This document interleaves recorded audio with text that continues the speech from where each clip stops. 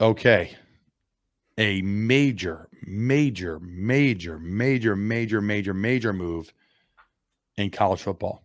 Not NAL, folks. Yes, we exhausted NAL, and we'll continue to talk about that. We are talking Arch Manning. Arch Manning, folks.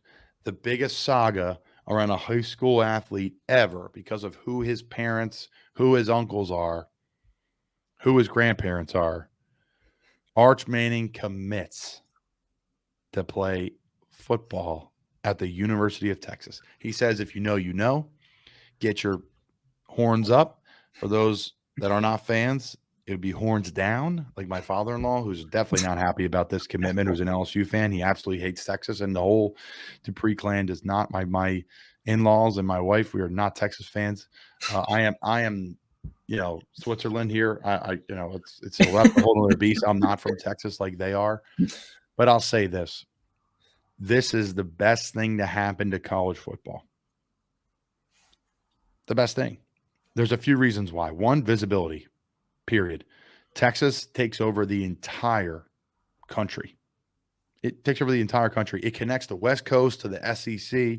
It connects the SEC to anybody that Texas is going to play out of conference. It connects everything. Obviously, Texas is now going to the SEC, so that's got to be a part of the recruitment and the nostalgia because his father, all of his father and his uncles all played in the SEC. There's a lot of juice behind that. His grandfather played in the SEC, so that's a big thing in the South. For those that don't know, the SEC literally be like somebody from Philly playing for the Eagles. Like, that's it. Like, oh my God, you made it. That's the Mecca. That's the Mecca in the South, is playing in the SEC. My wife, Sydney, was one of the top players, lacrosse players in the state of Texas.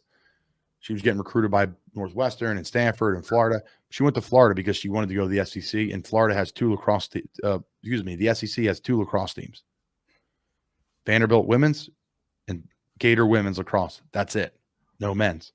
So it was either go to Texas, go to TCU, go to A&M, go to, she got recruited by Duke for lacrosse, or go to Florida. There was no other choice. So it was like school or go play lacrosse in Florida, and she had a great career in Florida.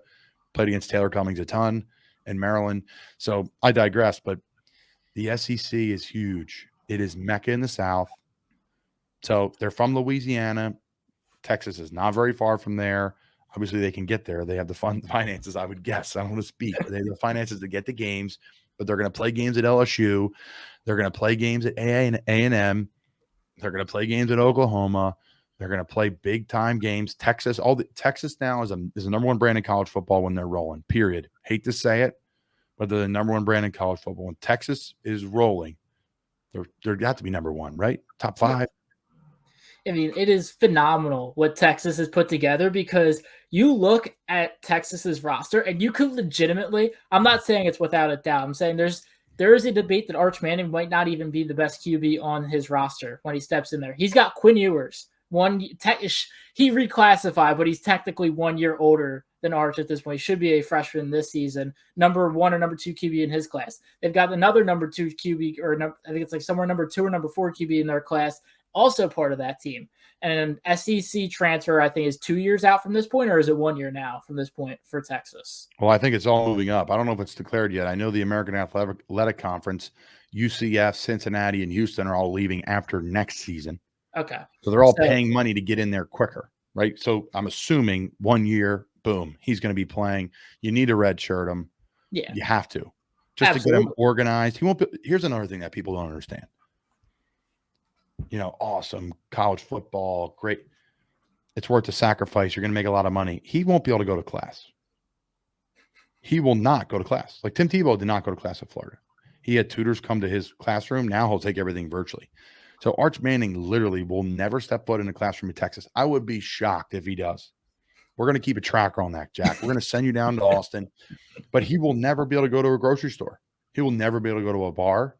He'll never be able to, I'm not saying encouraging underage drinking. He won't be able to go to, again, I'm not encouraging underage drinking, folks, but he'll never be able to go to an establishment in Austin.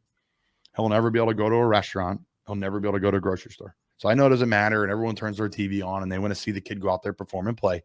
But he's picking that place to solely play and win and go to the NFL. There's no, hiding. especially Now, that city. So talk about talk about right now. You even talk about storylines. This is one that just came to me now. The rise of Texas. What's the other big dormant powerhouse that is now suddenly back on the rise out in the Pac-12? USC. You've got all of that. Caleb Williams now taking the step up, potential Heisman leader, #1 overall pick in the future. I mean, talk about two historic college football cornerstones coming back with Bama still on top, Clemson, Georgia, all of these teams still in the mix. It is just college football is at a whole other level going in this season. I think there's so much excitement for the first time. I would say in a while, but it's definitely the most excitement that's been around it for a good time.